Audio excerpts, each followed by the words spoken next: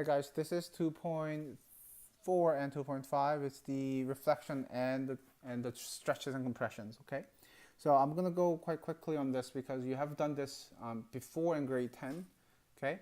So if you look at it, we have f at x equals x squared. So obviously we know that it's a nice parabola. And then I created a table of values with the x value from -2 to 2. So we have this nice looking parabola that I am trying to sketch the graph right now. So you have, ooh, I'm just gonna go backwards now. Okay, that works actually better for me. So we have parabola looking like this. Now then the first thing that we're gonna examine is the vertical stretches or compression. So we have 2 times f at x. We have 2 times f at x means that's 2 times x squared. So it's the x squared, the whole thing, the x squared times 2, and then according to this table of values, we chose -2 to 2. It's just basically 2 times all of the f at x values, meaning we get 8, 2, 0, 2, and 8. Now, I'm going to use green to plot this. So when it was at 0 and 0, 1 and 2, and then 2 and 8, so it actually gets narrower, right? But I'm not going to use narrower anymore because we're going to deal with horizontal stretches and horizontal compression. So please don't use the graph gets narrower. I want you to actually use the term as the graph actually gets taller, okay? In a better way, the graph is vertically stretched by a factor of 2. So in terms of the graph wise, it gets narrower, but I want you to say it as it gets taller, okay? If you want to memorize it that way. And then I'm going to go with the -2 f at x. So this time it's the same as before, but now I have negative in the front. So when you have negative in the front, meaning you have a reflection on the x-axis, meaning you have a vertical reflection. So in the table of values, instead of having 2 times f at x, now we have -2 times f at x. So all the values that we had, if you see it, the 82082 right here, I now have -8, -20, -2, -8, right? So because of that, our graph now looks opposite pretty much. It's going this way, okay? So it's flipping, it's flipped. So when you have negative in front of the f at x, it means the graph is flipped vertically, okay? Now the next one we have f at 2x. So this 2 is multiplied to the x directly, not the f at x, meaning your x values now become double or half. So let's take a look at this. So when you have x as a -1 to 1 and the -1, -1, half, 0, 1, half, and 1, all you get as a y value is 4, 1, 0, 1, and 4. Hopefully you notice this. Now if you see it, if you compare these values to these values right here, the y values are all the same, but if you look at the x values, the x values actually become half. So this truly actually means that your graph becomes, well, half in terms of the width. Okay, so now we can say it gets narrower. So I'm just gonna plot this using red. So we have 1 and then it becomes 1, sorry, 1 half and then 1, and then 1 and then becomes 4, and then same drill, right? So that's 0, 0, 1 half and 1, and then -1 half and then 4, sorry, not -1 half, -1 and 4. So my graph now looks like this. Okay, so in terms of the width wise, this is half the width of the original function, okay?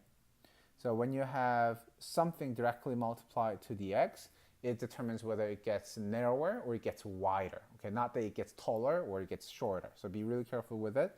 Now then the last one, then we have here 1 half over x, so 1 half over x, 1 half x. So again, the same way as the 2x, 1 half is multiplied directly to the x, so that's why we have 1 half x squared, because f at whatever actually here, it means that whatever is squared. So using the x values that we have -4, -2, 0, 2, and 4. Hopefully, again, you notice it. If you see the y values between the original one and the number 4, you see that all the y values here and then all the y values are the same, 4, 1, 0, 1, and 4. So while the y values are maintained the same, your x values now become double, meaning your graph now is twice as wide as the original. So I'm going to use, this time instead of green, I'm going to use, let's say, sure, orange. Okay, so I'm going to use orange. So instead of using the other colors, I'm going to use orange. So 1 over 2x squared, that gives me 4, 1, 0, 1, and 4. So when you have 1, it was at, I believe, there's no 1. So negative 4 at 4. So when you have negative 4, it was at 4. And then when you had negative 2, and then it was at 2. 0, 0, 2 and 1, and then 4 at 4. So now your graph looks like this orange. So if you compare this to the blue, the graph is twice wider. Okay, so whatever the whatever the value that is multiplied to the x directly determines the width. Okay, so be really careful with how it is transformed in terms of the horizontal or vertical stretches or compressions. Now, then let's get to the next page. So if you actually get to the next page, I summarized it, and hopefully you remember this from last year. So for the a, the number in front of the x, sorry, not the x, the number in front of the f, or the whole function, regardless of what the sign is, if the a value is greater than 1, then we say the function is stretched by a factor of a. Now, the key here is a factor of. Okay, if you miss this, that means that you're just moving up or moving down by. So if you say by a factor of, it means that you're multiplying a to the whole function. Okay, so when the a is greater than 1, it's stretched by a factor of a. If the a is between 0 and 1, meaning it's 0 point something, or it's a fraction that is less than 1, then it is compressed by a factor of a. Okay, so that's two things. Now, then for the k, which is applied and then multiplied directly to the x, now we say it is compressed by a factor of 1 over k if the k is greater than 1. Remember from the last page that whenever you had, when you had the 2x, the graph actually became half, half, right? So that's why we say the graph here is now compressed by a factor of 1 over k when the k is greater than 1. Now then, obviously vice versa, it is stretched by a factor of 1 over k if k is in between 0 and 1. Remember the 1 over 2x inside of the f at x? That gave the orange color. The orange color was twice wider, right? So remember that one. So it's stretched by, okay, when k is in between. Now, that's regardless of what the sign is, and what the sign does is it reflects on the x-axis for the a, and then reflects on the y-axis, meaning you're rotating horizontally, okay, rotating your function horizontally like this. You're rotating your function horizontally like this, okay? So that's when the k is negative, okay? That's when the k is negative. So let's take a look at the first one. So we can say we have 1/2. So we basically can say vertically stretched or compressed. In this case, we have 1 over 2. So compressed by a factor of 1/2. And then next one, because we have 1/2 in the front, that is in between 0 and 1, right? So we say compressed. Now then inside here we have 1 over 2. So this one says horizontally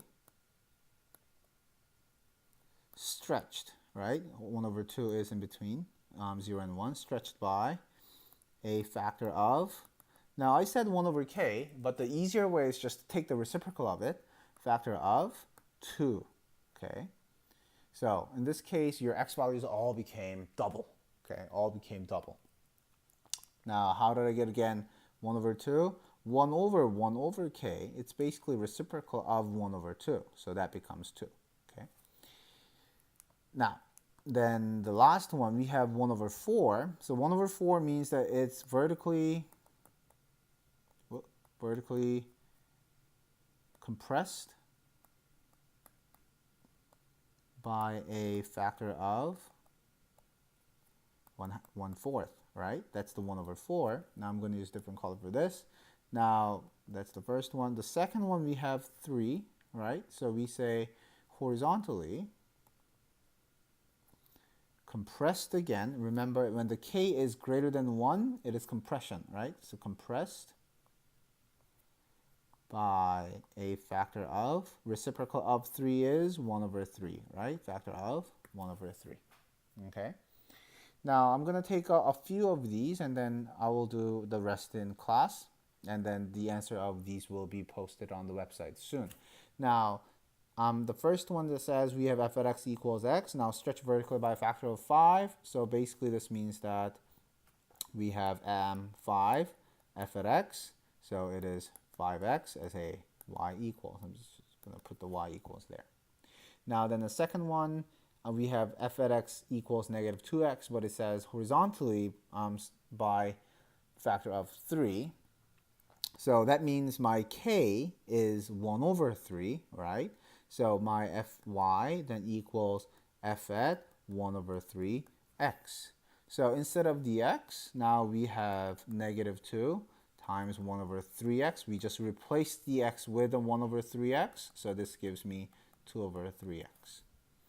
Now next one, we have stretch horizontally by a factor of 1/2. Now instead of saying horizontal stretch here, I'm going to change it to compression. Okay, compress horizontally by a factor of 1/2. So that means my k is 2, right? So I know that this becomes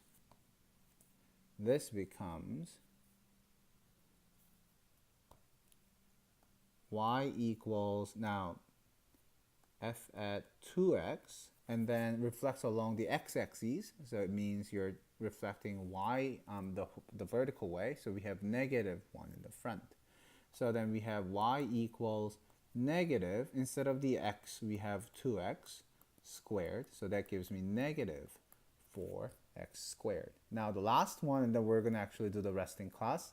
So the last one says stretch vertically by a factor of 1/2. So my a is 1/2, right? My a is 1/2. So y equals 1/2 f, and then it says reflect along the y-axis. So you now reflect it or rotate it horizontally. Therefore, your x inside of the f at x is the negative x. So then y equals 1/2. Now instead of the x inside of the function, we have negative x. So we have 1/2 negative x, or square root of negative x. Okay. So the rest we're gonna do it in class together. We're only gonna do these. So you will be okay with it. Okay. So I'll see you guys in class tomorrow. Be prepared for the quiz. Bye guys.